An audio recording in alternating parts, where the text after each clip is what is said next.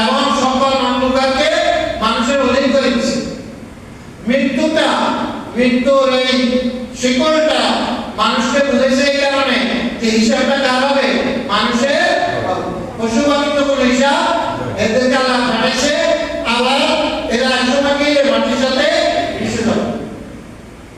মানুষকে আল্লাহ পাঠাইছে, মানুষকে আল্লাহ আশরাফুল মাখলুকাত করছে, আবার সকল মাখলুকাতকে মানুষের আনুগত্য করে দিয়েছে।